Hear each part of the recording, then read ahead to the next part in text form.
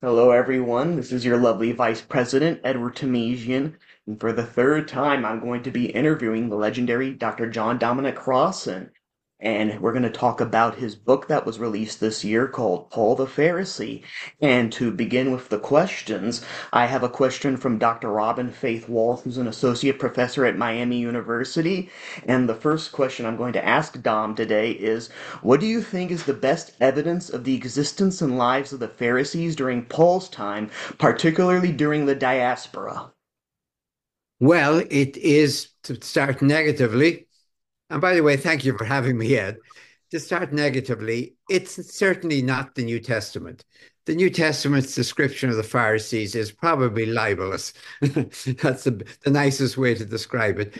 Because Messianic Christians and Pharisaic Christians are locked in let me say, a debate, to be polite, a debate about controlling the center. It's a fight in the family.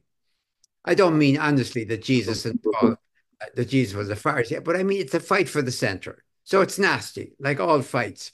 You won't find them in the New Testament saying nasty things about the Essenes down in Qumran. They're often, you don't know about much about the Sadducees until you get to the trial of Jesus. The Pharisees are everywhere. So be very careful with the New Testament. Now, on the other hand, Josephus is the positive answer. Everything you have in Josephus about it. Now, again, it must be read critically. You don't read Josephus any more than you read New Testament uncritically. But we have a good things with Josephus. We can compare his Jewish war when he's defending the Romans to the Jews and his Jewish antiquities when he's defending the Jews to the Romans. And we can see how he shifts depending on the wind that blows. So I trust him generally about the Pharisees, even when he's trying to put their vision into very Greek language, like when he's talking about the resurrection, for example, which is characteristic of the Pharisees, of course. So Alrighty. Josephus, my basic answer. Alrighty, thank you very much. And for the rest of this interview, as promised, I will let you promote your book, Paul the Pharisee, A Vision Beyond the Violence of Civilization. So take it away. Well, look at the title, Paul the Pharisee. In one sense, a consensus, as you know, among scholars at the moment, is that Paul must be treated as he was, as a Jew. He is not a Christian because Christianity as such has not been really invented yet. What Paul is, however, is a messianic or a Christic. I use the word Christique, Christic, like messianic, because they mean the same thing. One's anglicized Hebrew Aramaic, the other's anglicized Greek. They mean the same thing. So he's a messianic Christic Pharisee. Now that's why the title of the book is Paul the Pharisee. It's not just, well, he just happens to be a Pharisee. No, Paul is, remains, lives, dies a Pharisee. But I repeat, a Messianic Pharisee. So one of the first things now we have to do, picking up your question, is really what does it mean to Paul to be a Pharisee, which he was a Pharisee before he ever got involved with these guys that he persecuted, because he tells us he began by persecutor before he changed to be a promoter. he switched all the way from being a persecutor of the Christians to simply minding his own business and leaving them alone to promoting them. So that's basically what the book is about. What does it mean that Paul is a Pharisee if you understand it outside the libelous accusations of the New Testament? Alrighty. Thank you for that. And was that all you wanted to address insofar as your book, or are you ready for some more questions from me? Well, I would say There's a that's lot in your book, actually. well, there is because we have not, how would I put it? Look, we've taken Paul through the lenses of St. Augustine, to the lenses of Luther.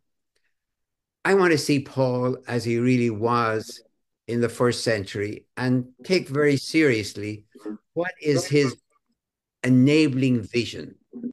What makes him tick in a crude way? What's the very heart of Paul? Gotcha. Alrighty.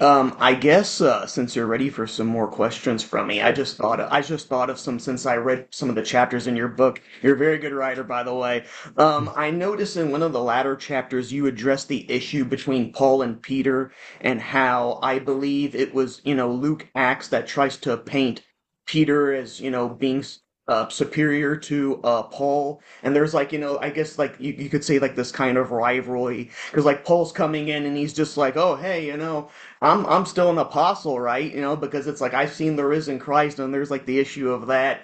And then he always says, even in his seven authentic letters, he says, I'm not behind any one of these super apostles. Also that would include Peter as well. And he said that he never got his revelation from any of the apostles or even the person with the keys to the kingdom, Peter. He got it directly from Jesus Christ. So yeah, what would you have to say in Good. regards to that?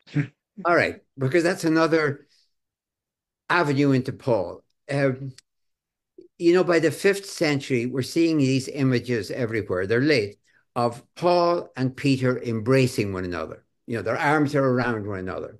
There's a marvelous belt buckle that was found in the ruins of I think it was Stabia, at least one of the towns that Vesuvius immersed in lava, showing them embracing one another. Now, if you look very closely at the embracing, they are embracing one another, but watch whose arms are on the outside. Yeah, it's a little bit more Peter embracing Paul than it's Paul embracing Peter, if you know what I mean. So that should raise a question, why was that necessary? And that takes us back into what you mentioned, Luke Acts. And it's important for people when we talk about Luke Acts, I want to insist that those two books, let me put it that way, which are now separated in our New Testament, were originally not a book and its sequel, with years in between, but two volumes originally conceived by an author whom we call Luke. We just call him Luke for convenience. Conceived, planned, written, published as two volumes. They hang together. So that's the main thing. Now, in that second volume, of course, Paul gets almost half the story. But if you're reading carefully, and that's kind of always a danger when you're dealing with the New Testament, you might just read it carefully. You'll notice a couple of things. First, of course, the conversion of Paul, not conversion from a Jew to a Christian, but from as I said, a persecutor to a promoter, as it were, that's told three times. Wow, this guy must be important. Three full times, chapter 9, 22, 26, three full times. Once when it happens, twice when he gets to tell it to his fellow Jews in Jerusalem and the authorities at Caesarea Philippi. Now look carefully, though. Read chapter 10 and 11 and 15. It's Peter who actually has the conversion, as it were, to treat the Gentiles equally to the Jews. It's Peter who has it in chapter 10. Then he goes to Jerusalem and he tells it. And again in chapter 15, he gets to tell. There's three accounts of Paul's revelation, vocation. There's three of Peter's. Wow. And in chapter 15, at the Jerusalem conference, James, who's in charge, has Peter tell the story and refers to it, not Paul. So wait a minute. Now you start reading carefully, and you notice almost everything that happens to Paul has happened previously to Peter. Paul gives speeches, of course, to Jews and Gentiles. So does Peter earlier. Paul escapes from prison miraculously. So did Peter. Paul brings somebody back to life. So did Peter earlier. Okay. For all its emphasis on Paul and for all its admission that Paul is a great missionary, he is not, for Luke Acts, an apostle. That means that Luke Acts denies what Paul lives and dies for: his identity, his integrity, his vocation. Because Paul insists, I have seen the Lord. That puts me equal to you, Peter. I've seen him, of course, in a vision, But then I will admit, reluctantly, Paul would say that you knew him during his life. But, says Paul, we don't care about that anymore. You have seen him in a vision. I have seen him in a vision. We're equal. Luke Acts is, I don't know if I could use a crude term like a hatchet job. It's not so much a hatchet job as a hierarchical elevation to make certain that Peter is above Paul. Peter is above Paul. And I will simply refer to an image I've been using, asking, who's afraid of the big bad Paul? And the answer is most of the New Testament, and especially Luke Acts. That is why, and I'll stop now and open it for another question. In those three accounts, that marvelous scene, that marvelous theater on the road to Damascus, it's a marvelous story. You can't forget it once you've read it. That's why we still talk about, even in popular cliche, about on the road to Damascus, or somebody's had a Damascus experience. But Yeah. excuse me, Paul does not see Jesus. He's blinded by the light. And you don't see anything when you're blinded by light. That's what Luke is doing to him. He's blinded by light. And in fact, he doesn't even recognize the voice. Who are you, Lord? I am Jesus. That's not an apostle. Whatever he else may be, he is not an apostle. So poor Paul spends his authentic letters, as you said, saying, I am an apostle. I've seen the Lord. I may be the last of the apostles. I may be the least of the apostles. I'm not worthy to be an apostle. But boy, I am an apostle. Yeah, and it's interesting because, in Second Corinthians, you can get the feel that there's this, like, in a sense, this rivalry between Paul and the other apostles, because it seems like at times he's always trying to, like, compensate for the fact that he hasn't been around, when, Jesus was on earth, and that he actually, had dialogue with him while he was on earth. So he's always saying things like, not to boast, but I'm going to prove that I'm not behind any of these apostles because I was taken up to the third heaven. Apparently he astral projected, Yes. and he said that he heard things that it was not lawful to tell any other man. So, and I'm thinking, like, like, why is he saying this? Like, what would be his motive? Well, his motive is to prove that, hey, like, don't be just going to Peter and the other guys for the gospel. Go up to me because, he's just like, hey, who else has had this vision where they heard things in heaven that it's not mortal for any man to repeat, Yes. to other people. That's me, so you always get I'm that. very careful because the super apostles, so-called in Second Corinthians, are not the Jerusalem apostles. These are people who have come to the Corinthian community and are insisting on their special gifts and everything else. So that's a separate issue. But Paul's whole integrity. I mean, Paul claims, and I think it's a valid claim, that he is being called by God through Christ, not just to be an apostle, but to be the apostle of the Gentiles. That's what's at issue. If it's just one more, why do we need one more? Got 12, that's enough. But to the Gentiles and everything else that comes with that. So I will not let myself be prejudiced by Luke Acts and say, this guy Paul, he's just trying to show off, or he's just trying to up his ante or something like that. No, the function of Luke Acts is to downgrade Paul. But you don't have to downgrade somebody who isn't high graded to begin with. I don't have to say I'm not the president of the United States because nobody ever suggested it. I might have to defend I wrote this book that we're talking about. Yeah, sure, because I did.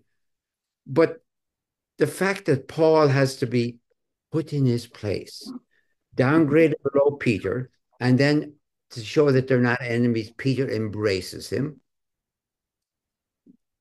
That means not that Paul is claiming something he doesn't deserve, but he's been downgraded. And when somebody is downgraded, the truth is they may have to blow their horn a bit. They may have to say, well, I did do this, I did do that. And then they sound defensive, of course. So we put Paul, not in his own epistle so much, but in Luke Acts on the defense. Gotcha. All right, and I guess one of the questions would be in regards to whether Paul taught an authentic gospel is, do you, especially you would know this since you are into early Christian studies and stuff like that. Do you think it is likely that Paul, once he had his conversion, actually went up to the apostles like Peter, James, John, the pillars of the faith? And when he dialogued with them, do you believe that they came back with him and said, "Yup, we don't have anything to add to your gospel"? Do you think that happened, or did they maybe have some like disagreement of exactly what the gospel was? Okay, well, on one level, Ed, I want to be careful. There is enough going on within, if you take Paul's authentic letters and all the other stuff that's done to him in the New Testament, there's enough data there to work on. And I want to be very careful we don't start imagining all sorts of fights and things. There is a feud going on, we can see. I think, for example, that Paul has his own vision of the gospel, let me put it that way. Because remember, when we get finally, that's 20 years later to Matthew, Mark, Luke, and John, they are called the gospel according to. Now, when I read Paul, I'm reading the gospel according to Paul. And that's interpretation. According to is an interpretation. Um, that book I wrote is not simply repeating his letters. It's an interpretation of his letters. The facts are the letters, more or less. So I want to insist that the gospel according to Paul, something we have from the 50s, at least 20 years before Matthew and Mark, that's the gospel according to Paul. Now, what's fascinating about the gospel to Paul, and this is getting close to the heart of the book, is what fires Paul's imagination, what enables his vision, what keeps him going, what makes him tick, any way you want to put it, is this. I put it in his language now. He's thinking, oh, Jesus is the Messiah. Now, that's an act of interpretation or of faith, which it is. That's what makes him Paul, the Messianic Christic Pharisee. This means, says Paul to himself, from all eternity, God, the God of the Bible, the God of creation, knew. Now you can change the verb. You can say knew, you can say allowed, you can say decided, you can say decreed, any verb you want. That when the Messiah came, you can say, or when God sent the Messiah, any language you want. It's all anthropomorphic language. God knew that the greatest empire the world had ever known, that boasts of its law, of its justice, of its peace, of its civilization, would execute him legally, publicly, and officially. And then seriously, Paul says, and I'm not using the OMG that's overdone at the moment. Oh my God. You mean that why didn't God send Jesus some other time when he get away with it? So Paul's, the core of his vision is, what is God up to that God did that? And his answer is in there. And maybe this is what he saw when he went up to heaven as well, but I think he knew it beforehand. God wanted to reveal to us the savage art of law and justice and civilization that we boast about. It's not about that Rome blew it, and so some other civilization would have done fine. Paul thinks that this revelation of the crucified Messiah, that's why he's so important, is intended by God to be a revelation to us, not just to us Christians or something like that, to us humans, that there's a savage heart to our law, which sounds so great. That's why Paul can talk about law the way he does, to our justice, to our boast of civilization, which was the boast of Rome. We've civilized the world. And Paul says, look what it did. It publicly, Jesus wasn't lynched by a mob, it publicly, officially executed the Lord of glory, as he said. As he says, and the rulers of this world did not know that. The archontes didn't know that because they would never have done it. It revealed their own vacuity, savagery, hypocrisy. So for Paul, that's the core. Now, what he wants to do is bring that message to the world, to the nations, which we call the Gentiles, but to the nations, because it's a revelation not about Judaism, not about Rome even, but about civilization. It's like God saying, do you see what you've done? Now, it would be a total failure to say this only applies to Rome. Total failure to say it doesn't apply to Rome, too. Only applies to Rome, so once Rome is gone, everything is fine.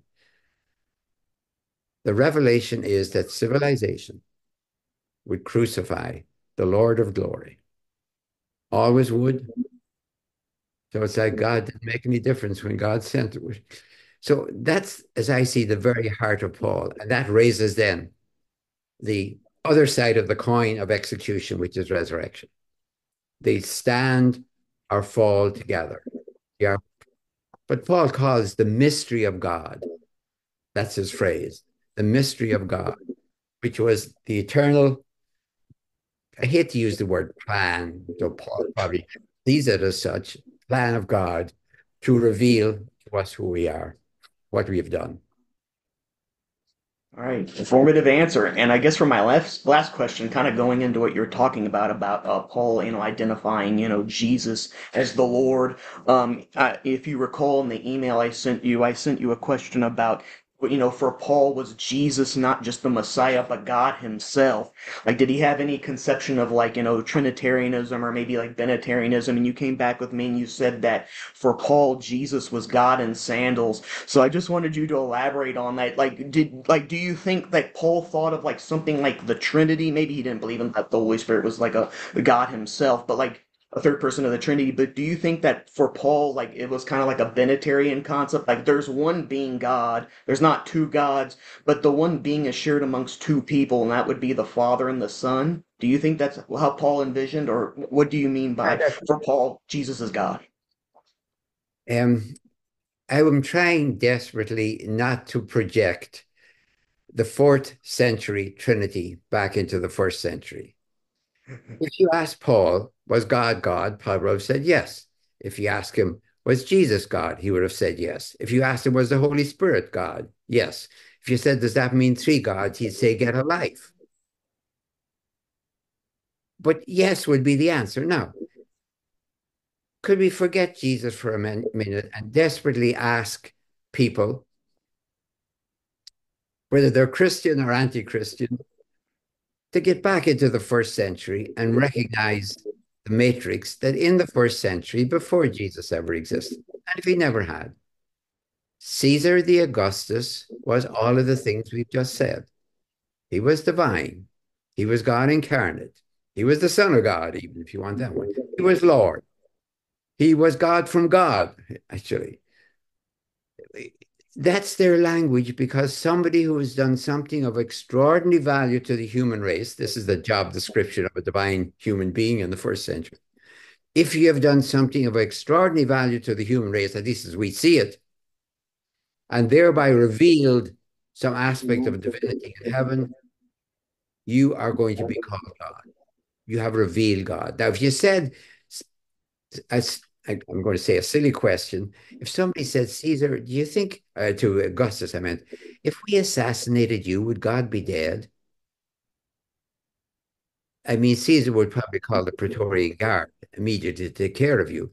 But Jesus reveals the identity of God. That's the claim. Now, in that world, since Caesar is divine and God and all the rest of that stuff, and so is Jesus, you have a confrontation. Or if you prefer, you have treason. And the challenge of the first century, forget Christianity and religion and everything else, is which of these two visions Caesar was running the world by victory. That's what he says himself. I've conquered the world, therefore I am its ruler. And Jesus, who doesn't conquer the world by victory, but claims it'll be only run by justice, very Jewish idea. These are two visions for the world. Take it up into the fourth century, and I'll get out of there as fast as I can. I've been to Nicaea about a half dozen times. It's a lovely site. Try and imagine the problem that the bishops had in the fourth century. The emperor has joined you. Now, does that mean he stopped being divine? Of course not. The emperor has always been divine. Now he's just Christian. So the emperor has brought a great big meeting at which he's presiding. Let me be very clear about that. He's presiding. And the discussion is, how is Jesus divine? If, as we know, I am divine to begin with, says Caesar. Their job, their job is to create the divinity of Jesus above the divinity of Caesar and get home without being crucified. That's the problem of Nicaea. And I challenge anyone, atheists, theists, polytheists, to do better than they did. In the Greek philosophy, they have to deal with. It's certainly not the way I'd answer it, but then I'd probably get myself killed. I'd explain to the emperor that actually you're not in charge of the world because Christ is. And the emperor would explain to me, oh, I'm not going home as a bishop. I'm going into jail as a prisoner because the emperor is there, as it were, with a halo on. So they have to try and explain how Jesus is of one substance with the Father. Now, what the heaven does that mean? Well, what it means is, dear emperor, you ain't. Because there's one thing you ain't, is of one substance with the Father. Now, what does substance mean? For you and I, it's good, solid stuff. This table here is solid substance. I would translate substance into our English language to retain it as meaning. Substance is of one meaning with the Father. So to try and understand the difficulty when the emperor is now a Christian and still divine, how do you assess who Jesus is? That's the difficulty. Paul doesn't have that difficulty. His difficulty is if Caesar is divine and in charge, how can he say Jesus is divine or Christ is divine without getting himself killed? Because that's treason. You know, it really is. If I wandered around Washington saying I'm the president, the Secret Service is going to ask, now, what exactly are you doing? I mean, they won't say, well, he's just a nice guy. He'd like to be the president. Exactly what that means. So I would ask people, I plead with them, please go back into the first century, understand the problem of trying to say that God, if you want to believe in God, and if you don't, then Jesus' vision of how to work on the world. Jesus has a different vision from Caesar. Caesar's been running the world, and if you're perfectly happy with the world, you're happy with Caesar. I'm not happy with the world. I am not happy with the world. I'm not happy with the evening news. I'm not certain if civilization is going to survive. I'm not certain if our species has a long-term future. I think that's the problem that we're facing in the first century. It really was. Can we continue with a Caesar-like in charge of the world? And of course, then if somebody said, you'll destroy the world, Caesar, you say, oh, get a life. Come on, how could Caesar destroy the world? He can't even cut down an olive tree with a sword. Or now we know we can. We're working on it so many different ways to destroy the world. So I think the vision of Jesus, or the vision of Paul in this book, is desperately needed for now. Not because I'm a Christian and I have to support Paul no matter what he is, and I'm stuck with it. No, I would be quite ready to say Paul might have been fine for the first century, but he's got nothing to say anymore. He's dated. He is not dated.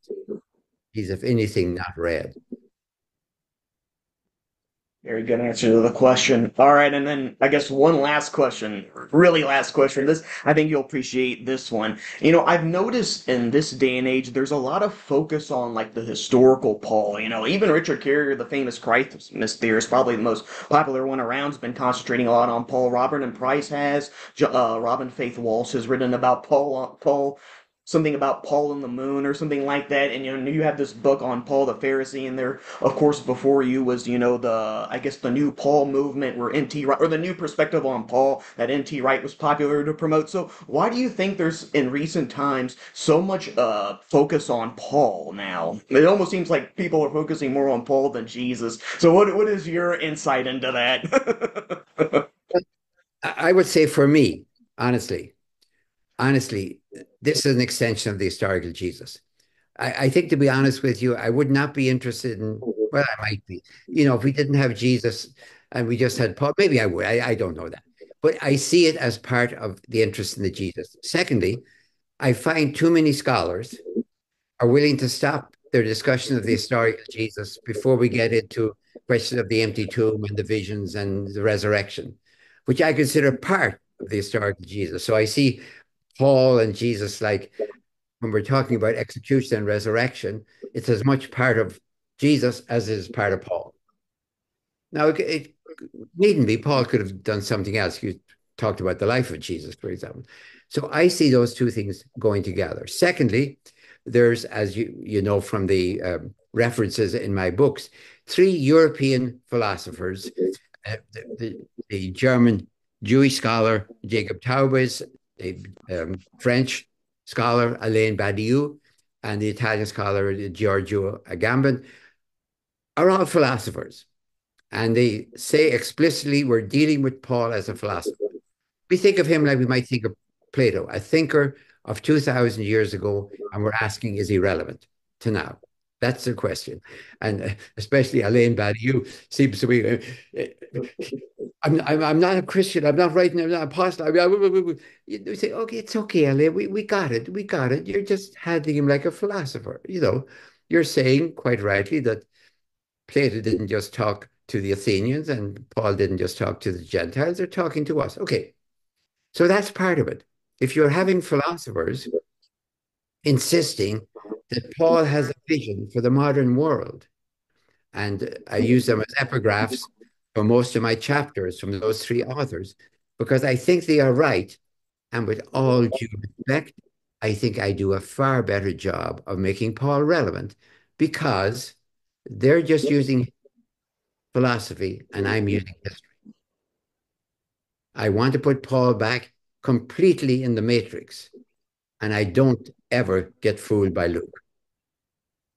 And that's the first thing you have to do before you study Paul. Take a year off and study Luke Acts. Figure out what Luke is up to with complete integrity.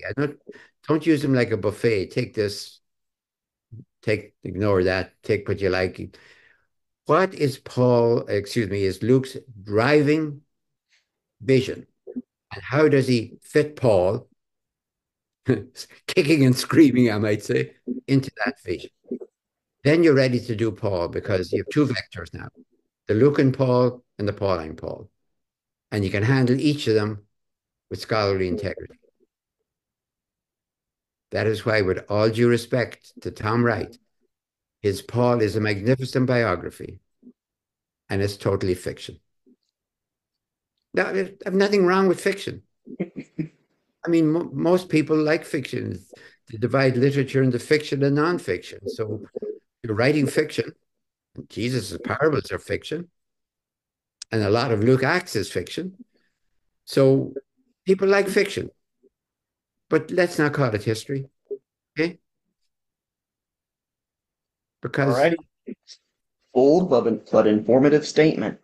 Alrighty, and that was all the questions I had for you, Dom. So before we tune out, I'll let you have some final thoughts, commentary, extra promotions, whatever you'd like. I guess before you mention any more promotions, I'll say to the audience, Dr. John Dominic Crossan has some many wonderful videos on YouTube about the Christian matrix, about, in order to understand Christ, you have to understand the society in which he lived, because if you don't understand the society in which he lived in and what the Roman Empire was all about, you're not really going to understand the historical Jesus as well. That was very interesting. Yeah, the Christian Matrix series is still available on YouTube, and he's been publishing books since the '60s. He's got 4 national bestsellers. I think like over 60 published books. So you should check him out on Amazon and any other booksellers. Yeah, he's got a lot. And alrighty, so I'll All let you right. take it away, Don.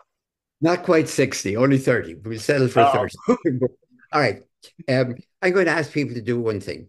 Please go on to the face page on Amazon of the book. Look at it. Of course, I'd like you to buy it, but that's not the point.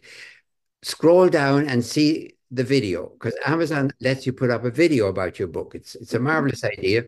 So I put up a 10-minute video that kind of summarizes the book as a video. And then it also allows you to do two visuals from the publisher. Take a look at that.